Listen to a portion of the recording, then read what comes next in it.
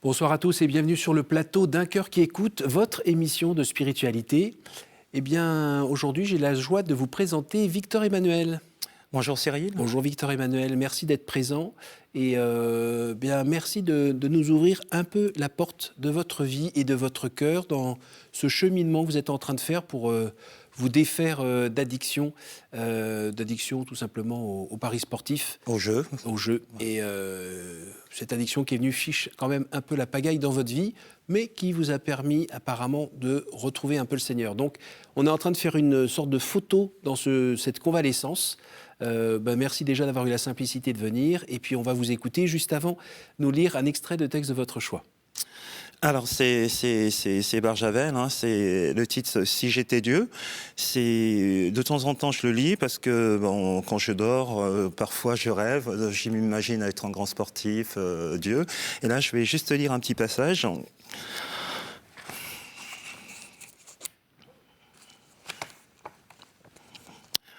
Alors, si je comprends bien, Seigneur, vous allez recommencer le même fourbi avec les nations.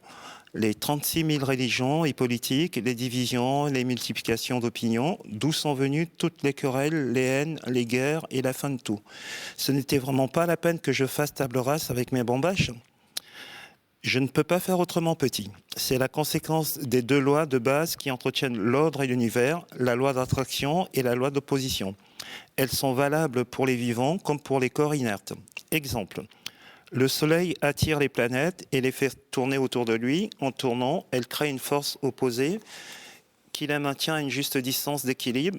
Si je supprimais ces lois, tous mes corps célestes et mes particules se promèneraient en tous sens et ce serait le règne de la collision, du désordre, du tohu-bohu, comme au commencement du commencement.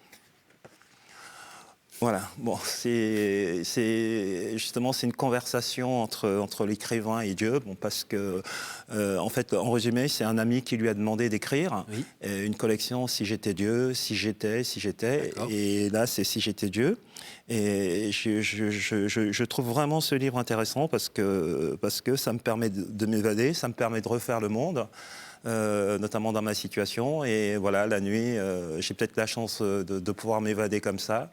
Et ce passage, justement, cette conversation avec Dieu, je l'ai souvent, de temps en temps. Voilà, ça paraît peut-être faux, mais ça m'arrive au moins une fois par semaine d'avoir ce dialogue. Alors, si vous êtes fils de Dieu, vous parlez avec votre père, c'est quoi le problème?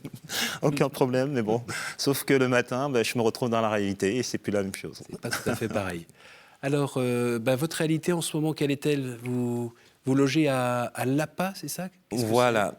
Alors, l'APA, c'est une association, en fait, je dirais, c'est des résidences solidaires partagées. Association pour l'amitié? Association pour l'amitié, exactement. Qu'est-ce que je peux vous dire en résumé? Voilà, c'est des personnes de tout profil différent. Oui. Mais c'est surtout des jeunes pros, des jeunes actifs qui cohabitent avec des personnes qui ont eu un parcours un peu ébréché dans la vie, comme moi, ou des personnes sans domicile fixe, enfin, qui ont besoin de se réinsérer. Et ce qui est vraiment formidable dans cette association, voilà, c'est dans cet univers, on peut échanger, on peut dialoguer, on peut partager pas mal de choses. Et effectivement... Vous avez des temps ensemble ? Oui, nous avons des temps ensemble, nous avons des repas, au moins un repas commun ensemble. Le principe, c'est par colocation, hommes et femmes. Oui. On est à peu près une cinquantaine. Super. Voilà, on vit très bien et notamment le vendredi, on a des dîners, des grands dîners communs.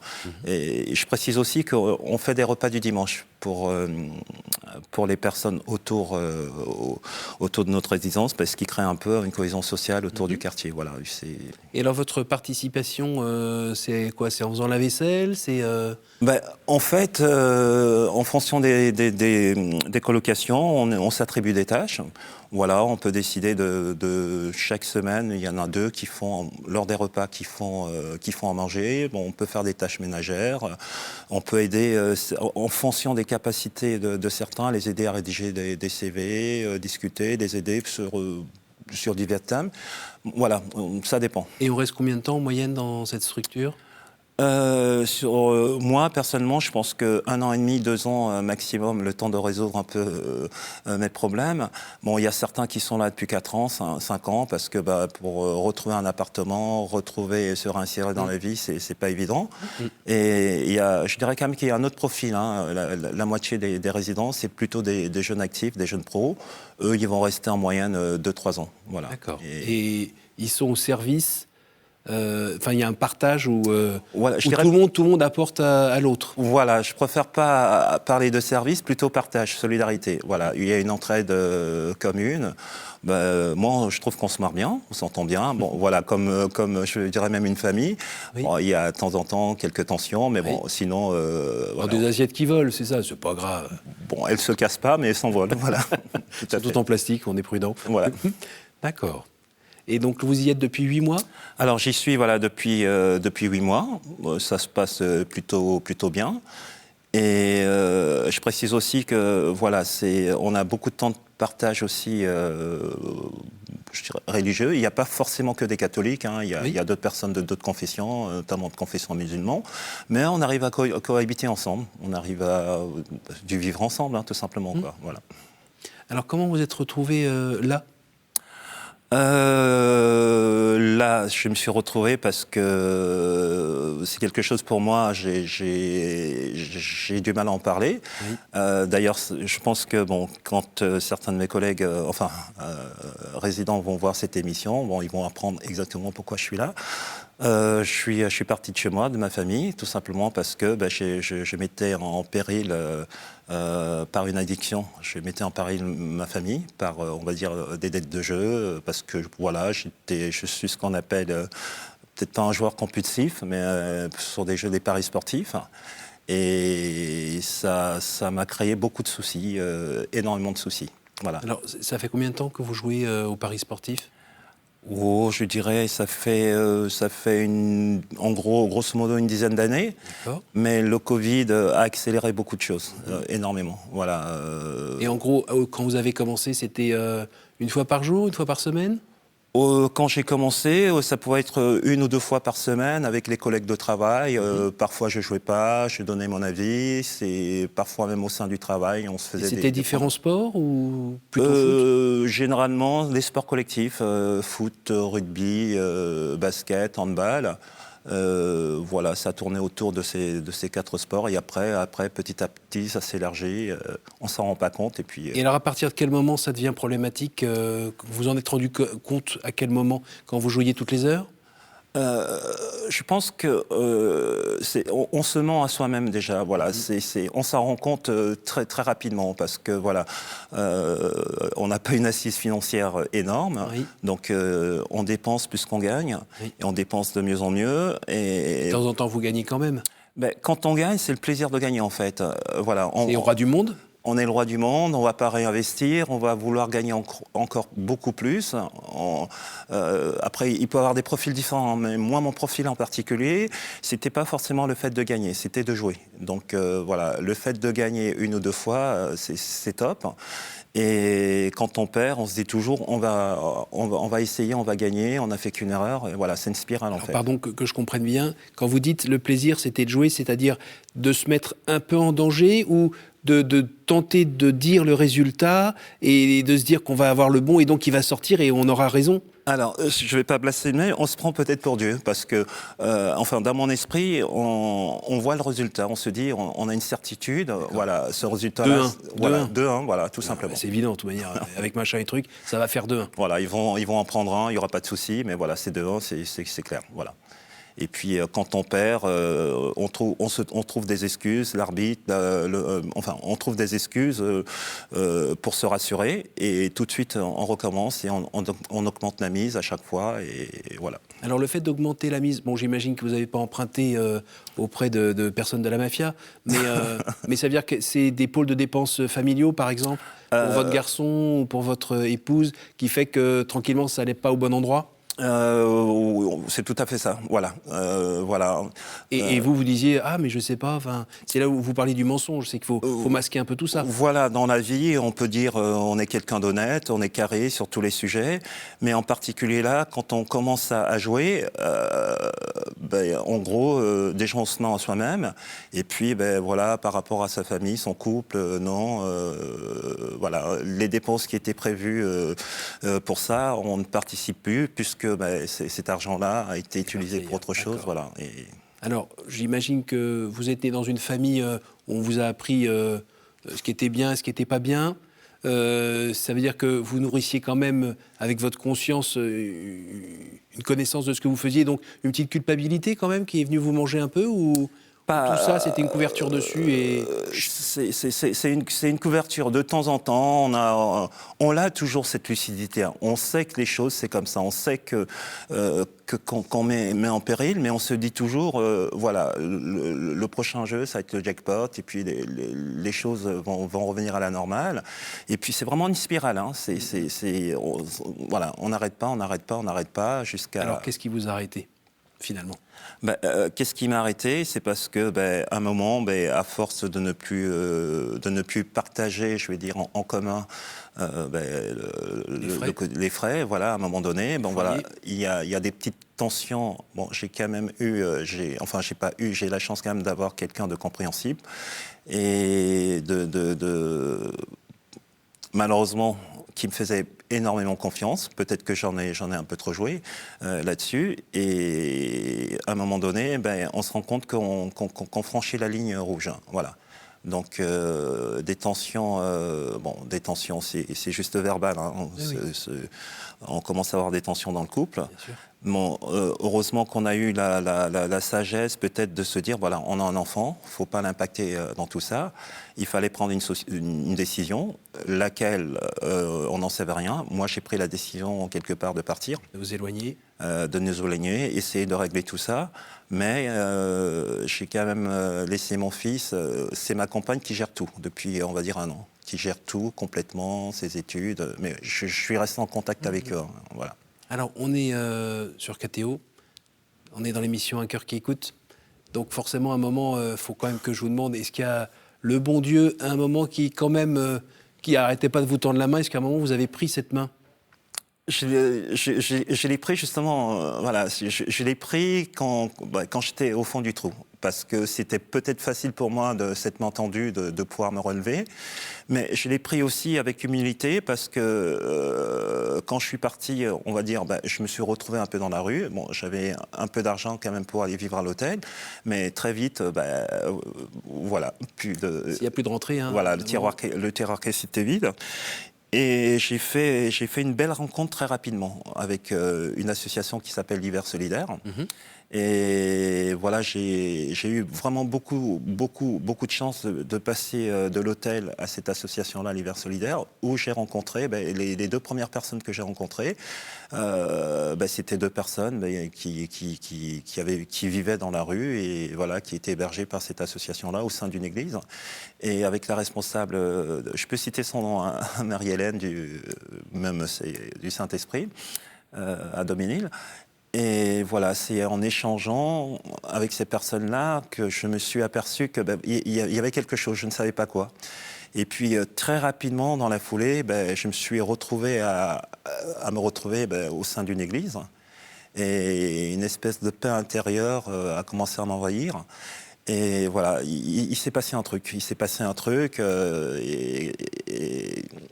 Et le soir, quand je dormais, justement, j'avais, par rapport à ces conversations, c'était plus avec Dieu, mais c'était avec le Christ, justement, où j'échangeais, je me posais beaucoup de questions. Pourquoi j'ai abandonné ma famille? Pourquoi quelqu'un qui avait, comme moi, qui avait un travail? On se dit, ça ne peut pas nous arriver. Et puis une hygiène de vie, le sport, vous étiez bien investi dans le sport. Complètement. Donc tout d'un coup, il y a comme un ver qui est rentré dans le fruit et qui vous a fait tomber, en fait, qui vous a fait chuter. Voilà, j'ai toujours pensé que je pouvais m'en sortir. Oui. J'ai toujours pensé que, parce que en parallèle à ce problème d'addiction, au niveau de mon travail, tout fonctionnait. Voilà, donc j'avais pas de problème professionnel. Voilà, Vous avez été éduqué dans une famille chrétienne? Complètement, voilà. J'ai même été servant de messe pendant 3 ans à Pierrefitte-sur-Seine. Vous avez laissé couler un moment la foi? On va se dire, j'ai 52 ans. on va dire, j'ai laissé couler la foi au moins pendant une trentaine d'années. Ah oui, plus. d'accord. Oui, complètement, voilà. D'accord. Et là, vous avez l'impression que ça c'est un peu, vous êtes raccroché à cette foi de votre enfance? Vous avez retrouvé le Dieu de quand vous étiez enfant ou... Ben, peut-être que pour moi, c'était peut-être plus facile parce que, voilà, comme bon, j'ai été enfant de cœur, enfin, j'ai fait tout le processus Oui. d'un jeune catholique. Mais je l'avais complètement perdu. C'est pas que je n'y croyais pas, mais bon, pour moi, l'église, c'était 2 fois par an. C'était Noël et encore, voilà, la messe des enfants avec mon fils. C'était à Pâques. Je dirais même, c'était même par obligation, quelque part. Voilà. Et puis, c'est vrai qu'en entrant à l'hiver solidaire, je me suis redécouvert quelque part. Et le fait d'avoir mes rencontres de nuit avec Jésus-Christ ou avec Dieu m'a permis vraiment de revenir à mes 13 ans, à mes 14 ans et d'avoir ce processus, cette continuité-là. Voilà, je me suis vraiment redécouvert là ces 6-7 derniers mois complètement. Alors j'ai cru comprendre que le matin, c'était pas la grasse matinée là où vous étiez. Non, mais bon, c'est pas la grasse matinée, mais c'est un grand plaisir de se lever. Alors, 5 heures ou 4 heures? non, 7 heures du matin. Dans mon cas, j'ai pas une obligation. On n'a pas l'obligation dans notre colocation de pouvoir assister au LOD, mais moi j'y assiste avec plaisir. Donc dans la semaine, c'est tous les jours, donc, du lundi au vendredi. J'y vais en moyenne au minimum 3 fois. 3 ou 4 fois, et c'est un vrai plaisir de me Qu'est-ce réveiller. que vous vivez dans ce temps de l'Aude? Ben, il y a 2 choses que pour moi se partagent, se retrouver ensemble, et puis c'est après les lots, je me sens en paix, je me sens bien. La journée va bien se passer, je ne sais pas ce qui va se passer, mais je suis armé, je suis prêt à l'affronter, et je suis surtout serein. Donc, je suis d'un naturel calme. Il n'y a pas grand-chose qui va venir me perturber. Je suis prêt à aider les autres. Je ne travaille pas en ce moment. Donc, il y a certains qui me disent « Mais tu en fais trop, tu en fais beaucoup. » Je trouve que j'en fais pas assez. Voilà. Et si on regarde sur les 8 mois, est-ce que vous avez senti que ça grandissait en vous?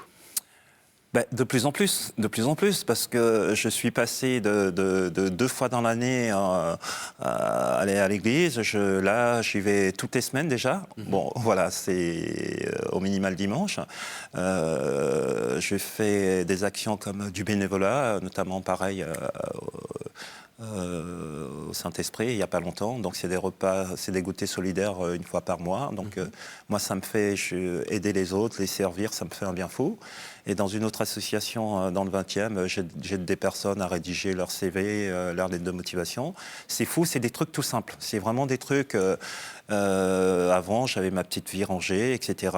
Et j'avais pas du temps à consacrer aux autres. Mais je m'aperçois que je pouvais avoir ce temps-là. Largement ce temps-là. Et... Donc ça veut dire qu'éventuellement, quand vous serez passé à une étape d'après et en rentrant à nouveau dans une vie peut-être plus classique, plus normale, entre guillemets, vous veillerez à garder une petite non, part. mais je ne vais pas veiller. Ça, le problème, ça sera plutôt de me freiner, me dire, voilà, ok, une association en 2, ça va. C'est pas la peine de partir tous les dimanches à des kermesses, etc. Il faudra plutôt me freiner. Il faudra plutôt que je choisisse, voilà, une confrérie, une église, et puis basta, on s'arrête là, quoi. Pour les gens qui nous regardent, il y en a certains qui traversent ou qui ont traversé, ou peut-être qui traverseront des étapes, des épreuves comme les vôtres, sachant que là, vous avez l'honnêteté de la regarder en face en disant que ça ne vient pas complètement de l'extérieur, parce que parfois, l'accident de la vie vient de l'extérieur. Là, on a l'impression que c'est vous qui vous faites un petit peu un croche-patte quand même. Est-ce que vous pouvez nous dire dans quelle mesure il ne faut pas rester seul, faut être accompagné, faut apprendre à se pardonner aussi, mais en vérité? Le danger pour moi dans cette situation, surtout pour des personnes de mon profil, parce que, bon, surtout quand on a, on travaille, on s'est inséré dans la vie, c'est qu'on on ne voit pas. Tout le monde nous voit, voilà, on ne boit pas, on ne fume pas. Donc on ne peut pas s'imaginer qu'on a une addiction à ce jeu-là, même si avec certains collègues on joue. Et le problème, c'est que ça se passe dans un univers plutôt clos, c'est en famille. Voilà, voilà, la compagne, le conjoint. Bon, quand on est en couple, on a surtout des enfants. On peut être seul aussi, hein, voilà. Le problème, c'est toujours, c'est seul. C'est seul, il faut prendre cette décision-là. Voilà, on se ment, on a honte que les autres apprennent notre situation, peu importe hein, dans quelle situation on se retrouve. Et la difficulté, c'est que quand s'arrêter on va forcément s'arrêter, pas forcément pour des personnes comme moi, parce que le danger est là, est présent. Voilà, c'est l'abîme qui est proche. À ce moment-là, on a ce déclic-là. Moi, j'ai eu la chance d'avoir un enfant. J'ai la chance d'avoir un enfant, et c'est peut-être ça mon curseur. Mais si vous relisez un petit peu l'histoire, est-ce que, par exemple, en lien avec votre vie de foi, il y a des occasions où vous avez des propositions, des invitations à peut-être être plus dans votre vie de chrétien que vous avez laissé couler parce que c'était... J'en ai toujours eu des invitations. J'ai une famille très chrétienne. J'ai ma sœur du côté d'Orléans qui s'occupe un peu, enfin qui s'occupe, le mot est peut-être un peu fort, voilà, des animations dans une paroisse. D'ailleurs, elle va forcément voir cette émission. Et puis bon, je pense que là, elle va pouvoir mettre des puzzles sur certains points. J'ai eu beaucoup d'occasions, énormément d'occasions de pouvoir revenir dans le droit chemin, mais par, je ne vais pas dire par fainéantisme, bon, par manque de volonté peut-être, voilà, on les écarte, voilà, des mariages, des baptêmes. C'est ça, mais c'est voilà. Comme pour nous tous en fait, c'est... le fameux toute proportion gardée, hein, qui vole un œuf vole un bœuf, c'est-à-dire que ça commence comme ça, puis voilà, puis oh c'est pas grave, puis à la fin il faut vraiment se prendre le mur pour réaliser ce qui se passe. Ben, on a quand même ce sentiment, enfin pour ma part on a quand même ce sentiment de honte. Je pense qu'on a besoin d'aide, mais l'aide on n'ose pas aller la demander parce que on a peur de ce que l'autre va dire, justement parce qu'il y a, voilà, c'est pire que ça parce que c'est la confiance que l'autre nous a donnée et qu'on a trompé, et ça c'est cette peur, ce regard justement, on n'arrive pas à assumer. Alors qu'est-ce que vous demandez au Seigneur aujourd'hui ? Déjà, c'est pas pour moi, c'est déjà de protéger ma compagne, mon fils, de faire que tout se passe bien pour eux. Et pour moi, en priorité, je fasse vraiment pas un pas en arrière, que j'arrête tout ça, que je suis tout le temps sollicité, hein, partout où je suis, dehors, dans la rue, les gens, je les vois jouer sur les portables, etc. La publicité, il y en a de partout. Voilà, j'ai bien envie d'aller voir certaines personnes en leur disant arrêtez. En plus, moi, je suis sportif, donc je suis vraiment là-dedans. Et la difficulté, c'est il y a peut-être des gens, on en discutait, des gens qui nous écoutent, qui vont se dire voilà, je suis dans la même situation, qu'est-ce que je peux faire, comment arrêter ? Et j'ai peut-être eu la chance aussi de voir un addictologue à travers l'hiver solidaire aussi. J'ai eu qu'un rendez-vous, hein, donc j'ai pas été au second parce que voilà, j'ai estimé que j'en avais peut-être pas besoin. Et aujourd'hui, concrètement, la foi me permet quelque part de dire il faut que j'arrête ça parce que j'ai une famille à côté, j'ai un enfant. Et en même temps, c'est Seigneur Jésus, donne-moi la force de ne pas me recasser la figure là-dedans. Complètement, c'est dans mes prières, pas Collode, dans mes prières tous les soirs, j'ai toujours cette prière de me dire il ne faut pas que je revienne en arrière, il faut aider ma famille, aidez-moi. Et pourtant, ça fait, on va dire, bon voilà, des personnes qui ont une addiction à l'alcool disent souvent ça fait 6 mois, 8 mois, j'ai pas touché un verre. Moi, je peux dire, oui, moi, ça fait 10 mois, j'ai pas, depuis novembre, oui, c'est ça, à peu près 1 an, j'ai pas joué. Oui, je pense que parmi les gens qui regardent cette émission, il y en a sans doute plusieurs qui vont vous confier dans leurs prières pour que vous puissiez tenir et trouver finalement du contentement, du frisson, de la passion dans votre vie de chrétien et dans le rapport avec les autres. Voilà, c'est bien résumé, frisson, passion. Dans les jeux, je retrouvais ça. Et puis là, maintenant, avec le fait d'avoir retrouvé ma foi, j'ai des frissons. Oui, comment avoir des frissons dans la foi? On l'a, parce que justement, on a une relation. On a une relation, voilà, avec le Seigneur, et c'est de la passion aussi, quoi. Voilà, je retrouve les mêmes éléments, mais dans un autre univers. Est-ce que vous pourriez me dire, maintenant c'est le temps des Voilà. questions, un chiffre entre 1 et 10 s'il vous plaît? Je vais prendre le chiffre 6, ça c'est mon mois de naissance. Quel est le personnage ou saint que vous aimeriez retrouver au ciel? Mon grand frère. À nouveau? 8. Quel conseil donneriez-vous à quelqu'un qui aimerait rencontrer Dieu? Soyez vous-même. Y allez avec humilité et soyez vous-même. Une dernière? Le 1, la 1. Quelle est pour vous la plus belle fête? La fête des enfants, Noël. Merci beaucoup Victor Emmanuel. Merci beaucoup d'être venu, comme je le disais au départ, nous partager, là, ouvrir un petit peu la fenêtre sur ce que vous vivez en ce moment, dans ce cheminement qu'on vous souhaite libérateur. Bonne poursuite, merci beaucoup, merci à vous Cyril. tous pour votre fidélité. N'hésitez pas à retrouver cette émission sur notre site www.ktotv.com et évidemment à la partager autour de vous. Bonne soirée et à la semaine prochaine.